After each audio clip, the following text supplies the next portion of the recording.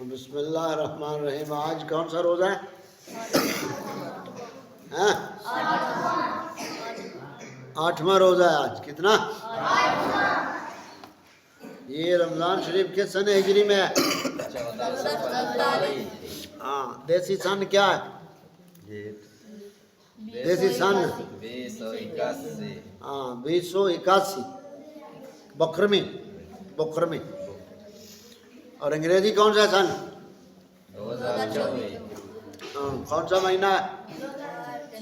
مارچ. کتنی طریقے سے 19 مارچ. آج ہم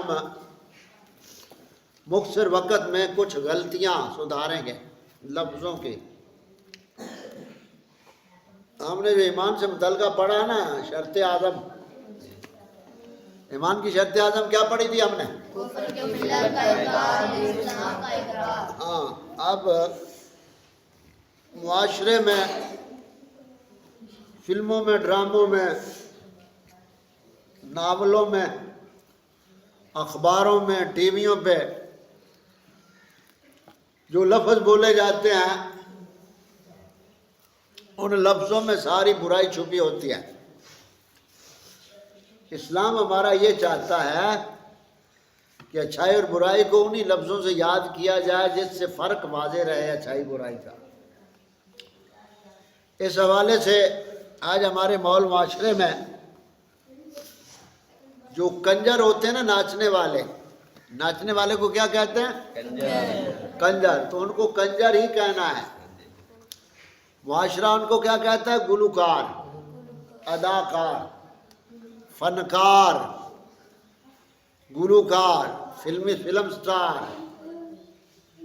یہ سب نام انہوں نے دیے تاکہ کنجر کا تصور ہی معاشرے سے ختم ہو جائے. اسی لیے تو آج جو کنجر ہے اسے ایک مہذب سمجھا جاتا ہے کہ یہ بڑا اچھا انسان ہے. تو لفظ بدل کر انہوں نے اس کے عیب کو چھپا دیا.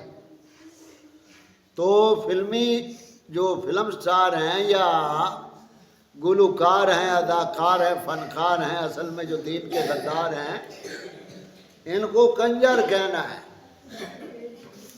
یعنی جو کہیں آپ کو بات کر سنے کہ فلاں کہہ رہا ہو کہ فلاں یار بڑا گلوکار ہے، تو آپ یہ کہہ سکتے ہیں بھائی گلوکار نہیں، کنجر ہے. وہ گانے بجانے والا کنجر ہوتا ہے نا. گلوکار اس کو نام دے دیا یہودی نے کہ گلوکاری میں اس کا یعنی ایک فیشن بن گیا اور ایک مقام اسے مل گیا معاشرے میں. تو ایک لفظ کی یہ درستی ہونی چاہیے. دوسرا لفظ جسم فروشی اور جسم فروش کا الفاظ استعمال کیے جاتے ہیں ٹی ویوں کے اوپر. یہ جو تبصرے کرنے والے تجزیہ نگار ہوتے ہیں یا پروگرام ہوتے ہیں کہتے ہیں جی جسم فروشی کا دھندا بہت عام ہو گیا معاشرے میں، عریانی فحاشی بہت عام ہو گئی ہے. اب یہ وہ لفظ بیان کرتے ہیں تو سیدھا یہ کہنا چاہیے کہ زنا عام ہو گیا ہے. عریانی فحاشی کو انہوں نے زنا کو نام دے دیا عریانی فحاشی کا تاکہ پتہ ہی نہ چلے گیا ہے کیا. قرآن پاک تو فرماتا ہے لا تقربوا الزنا، کہ زنا کے قریب مت جاؤ. الزانیۃ والزانی، قرآن پاک فرماتا ہے زانی مرد اور زانی عورت. اب انہوں نے کیا کہا؟ جسم فروشی عام ہو گئے. وہ کنجرا جسم فروشی عام ہے کن وقت؟ وہ نام پہلے وہ برائی کے نام جو فرق رکھنے والے ہیں وہی نام بولے جائے تو معاشرے کو پتہ ہونا بھائی بدکاری ہو رہی ہے، جسم فروشی ہو رہی ہے. جی جسم کی عریانی فحاشی عام ہو گئی ہے. وہی عریانی فحاشی کو سیدھا بھونک مار کیا ہے، یعنی زنا عام ہو گیا، کتا عام ہو گیا، تاکہ لوگوں کے دلوں میں ان لفظوں سے نفرت پیدا ہو. اسی طرح غیر مسلم یا نان مسلم یا اقلیت کے الفاظ استعمال ہوتے ہیں کافروں کے لیے. اسکول کی کتابوں میں، باتوں میں کہتے ہیں جی وہ غیر مسلم ہمارے بھائی ہیں. بھائی وہ نان مسلم ہے، ہم مسلم ہیں. اس طرح کے لفظ بولے گا. حالانکہ ان کے لیے لفظ ہے جو شریعت نے بتایا وہ ہیں یہودی اور عیسائی. ان کو نان مسلم اور مسلم کہا جاتا ہے، غیر مسلم کہا جاتا ہے. کافروں اور یہودیوں اور عیسائیوں کو غیر مسلم کہا جاتا ہے، حالانکہ کہنا یہ چاہیے کہ وہ کافر ہے، یہودی اور عیسائی کافر ہے۔ اب یہ فرق تھا رکھنا، اور انہوں نے ان لفظوں میں وہ فرق مٹا دیا۔ اس لیے قانون جو ہے اس ملک کا، اس قانون میں یہ بات لکھی ہوئی کہ آپ کافر کا لفظ استعمال نہیں کر سکتے، یہ قانون میں لکھا ہے کہ آپ کافر کا لفظ استعمال نہیں کر سکتے، آپ غیر مسلم کہہ لیں جی، یہ ذہن ہے اس پاک ملک میں۔ تو جو لفظ ہیں شریعت میں ان کے لیے وہی استعمال کرنے چاہیے، یہودی عیسائی اور کافر اور مشرک اور منافق۔ اسی طرح جو مذہب کے نام پر سیکولر پارٹیاں ہیں، جیسے جی یہ فلاں جماعت کا امیر ہے، یہ فلاں جماعت ہے، یہ فلاں جماعت ہے، یہ فلاں جماعت کا امیر ہے، یہ تبلیغی جماعت کا امیر ہے، یہ امیر جماعت اسلامی ہے، یہ سب نام اسلام کے ہیں، لہذا یہ نام ان کے ساتھ نہیں لگنے چاہیے۔ ان کو یہ کہنا یہ پارٹی لیڈر ہے، فلاں پارٹی کا یہ لیڈر ہے، یہ فلاں پارٹی کا لیڈر ہے، یعنی جو ان کا ہے کام اسی سے ان کو پکارے، اسلام کو کیوں بدنام کرتے ہیں؟ یہ پارٹی کا لیڈر ہے، فلاں گنجا پارٹی، فلاں شیطان پارٹی، فلاں پارٹی، یہ فلاں پارٹی کا لیڈر ہے، امیر نہیں کہنا۔ یہ بلیکیوں کا لیڈر ہے، یہ فلاں کا لیڈر ہے۔ اسی طرح استاد یا مولانا کا لفظ یہ سکولی ٹیچروں کو نہیں کہنا، ان کو جو ہے وہی کہو کہ یہ ٹیچر ہے، یہ پروفیسر ہے، یہ پرنسپل ہے، جو ان کے لقب ہے انہیں کو بولو۔ اسلام کا کوئی لفظ ان کے ساتھ مت لگاؤ، جو ہے اسلام کے دشمن میں اسلام کا نام کیوں بولتے ہو بھائی؟ سمجھ آ گئی؟ تو یہ چند ملے جلے الفاظ جو ہمارے معاشرے میں عام چلتے ہیں، ان سے بچنے کے لیے ہمارا جو اصل مقصد ہے اس کو مد نظر رکھیں گے۔ سیدھے بیٹھو بھائی سیدھے۔ کل ہم نے شام کے وقت 3 باتیں دہرائی تھیں، ان کو پھر دہراتے ہیں ہم، توجہ کرو میری طرف۔ کتنی طرح کا علم حاصل کرنا فرض ہے؟ سب بولا کرو، کتنی طرح کا؟ کون کون سی قسمیں؟ علم العقائد، علم المسائل، معرفت گناہ۔ علم العقائد میں عقائد کی کتنی قسمیں پڑھی ہم نے؟ 3۔ کتنی عقائد کی قسمیں؟ 3۔ پہلی قسم کون سی ہے؟ عقائد اسلام۔ دوسری قسم عقائد اہل سنت۔ تیسری معمولات اہل سنت۔ تو عقائد دین اسلام میں جو عقیدے ہیں وہ ہیں مثلا توحید، رسالت، فرشتے، جنت، دوزخ، قیامت، عذاب قبر، جزا سزا، یاجوج ماجوج، محمد مہدی، عیسیٰ علیہ السلام، شر دجال کا آنا، یہ سب کیا ہے؟ عقائد ہے، یہ عقائد دین اسلام ہے۔ اور دوسری قسم کون سی؟ عقائد اہل سنت۔ اس میں جو کیا ہے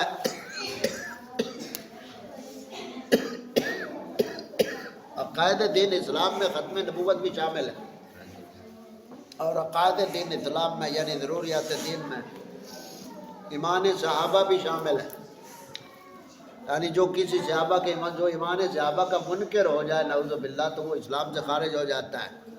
جو یہ کہے کہ صحابہ نعوذ باللہ مسلمان تھے ہی نہیں، اسلام سے پھیر کے نعوذ باللہ، جو یہ کہے تو وہ اسلام سے خارج ہو جاتا ہے۔ عقائد اہل سنت میں ہمارے آقا کریم صلی اللہ علیہ وسلم کو اللہ تعالیٰ نے علم غیب روح زمین کا عطا فرمایا مخلوق کا، یہ آپ نے پیچھے درس میں بھی پڑھا۔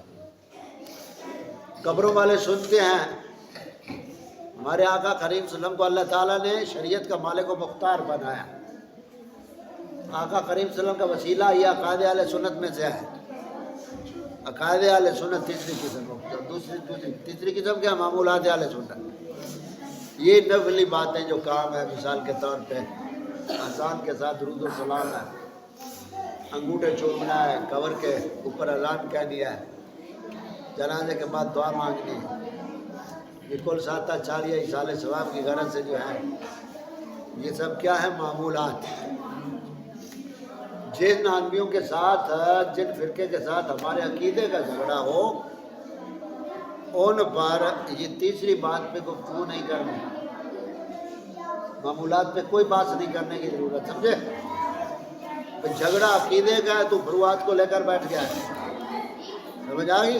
اس لیے کوئی کول ساتھا چاڑیا عرس کے حوالے سے بات کرے تو اس پہ بات نہیں کرنی، اس سے پہلے یہ بات ہونی چاہیے بھئی آپ اپنے عقائد کو ثابت کریں، بھئی بات تو بات نہ ہو۔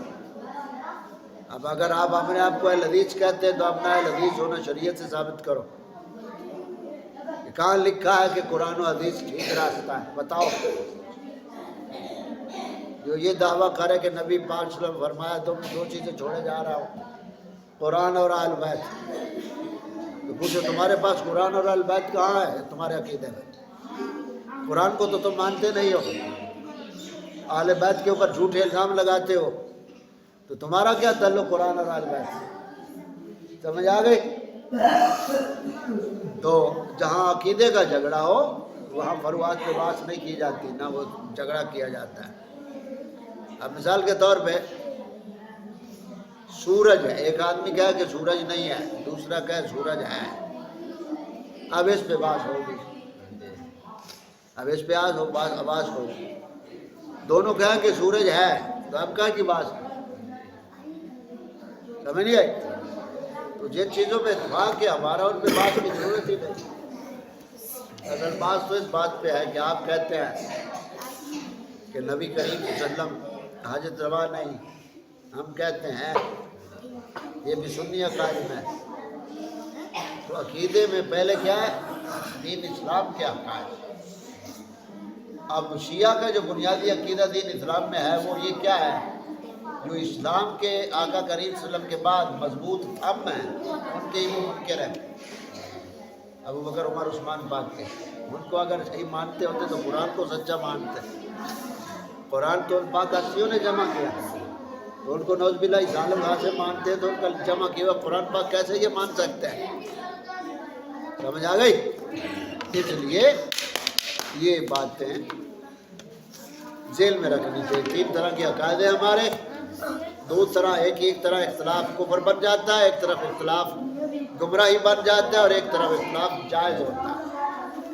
تو جہاں اختلاف جائز ہے وہاں ہم کسی کو برا بھلا نہیں کہتے، ہم اس لیے نہیں وابیوں سے نفرت کرتے کہ وہ انگوٹھے نہیں چھومتے، ہم اس لیے ان سے نہیں نفرت کرتے کہ وہ درود و سلام نہیں پڑھتے، ہم اس لیے نہیں ان سے نفرت کرتے کہ وہ جناب یہ کل ساتہ نہیں کرتے، ہم اس لیے ان سے نہیں نفرت کرتے کہ وہ یہ عرس نہیں کرتے، اس لیے نہیں ہم ان سے نفرت کرتے، ہم اس لیے ان سے نفرت کرتے ہیں کہ وہ ہمارے نبی کریم صلی اللہ علیہ وسلم کی عظمت شان کے منکر ہیں۔ سمجھ آ گئی؟ شیعوں سے ہم اس لیے نہیں نفرت کرتے کہ وہ ماتم کرتے ہیں، اس لیے نہیں نفرت کرتے کہ وہ آل بیت پاک کا ذکر کرتے ہیں، اس لیے نہیں محفل کرتے ہم ان کا مطلب ان سے نفرت کرتے کہ جناب وہ شیعہ ہیں، اس لیے ہم نہیں ان سے نفرت کرتے کہ وہ جناب نیاز پکاتے ہیں مجلسیں کرتے ہیں، نہیں، ہم اس لیے ان سے نفرت کرتے ہیں کہ نبی پاک اور دین اور شریعت کے منکر ہیں۔ عمل سے کوئی بات نہیں بنتی جب تک عقیدہ خراب ہو، سمجھے؟ اب جن کا عقیدہ ہی خراب ہے وہ جیسے چاہیں عمل کر لیں، وہی بات ہے نا، سر کاٹ دیا جائے تو کوئی فائدہ ہوگا خون کی بوتل کا؟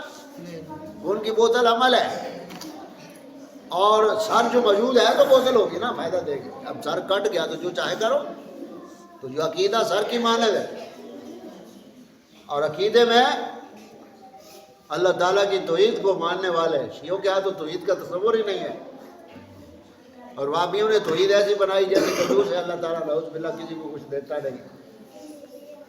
شیعوں نے سمجھ لیا کہ اللہ تعالیٰ نے سب کچھ دے دیا 12 اماموں کو، اور کہ اللہ تعالیٰ کے پاس بس ایک چیز ہے اور کچھ بھی نہیں، معاذ اللہ۔ تو ہم سنیوں کا عقیدہ ہے کہ اللہ تعالیٰ قادر مطلق، ہر چیز کا خالق مالک رازق اور عبادت کے لئے وہی ذات ہے، وہ اپنے پیاروں میں جس کو جو چاہے جتنا چاہے نواز دے، اسے کوئی روکنے والا نہیں ہے۔ یہ ہمارا عقیدہ ہے، سمجھ آ گئی؟ سیدھے بیٹھ جاؤ۔ اب ہم بات ختم کر رہے ہیں، تو یہ سمجھ آ گئی؟ یہ مختصر ہمارا جو عقائد کے حوالے سے اور غلطیاں درست کرنے کے حوالے سے مختصر ہمارا جو درس ہے آج اپنے اختتام کو پہنچتا ہے۔ اور 3 طرح کے عقیدے کتنے؟ 3 طرح، ایک عقیدہ ہمارا دین اسلام سے متعلقہ ہے، ایک عقیدہ ہمارا اہل سنت سے متعلقہ ہے، اور ایک معمولات اہل سنت سے ہے۔ تو تینوں میں اختلاف ہے، لیکن جہاں بڑا اختلاف ہو وہاں چھوٹے اختلاف پہ بحث نہیں کی جاتی۔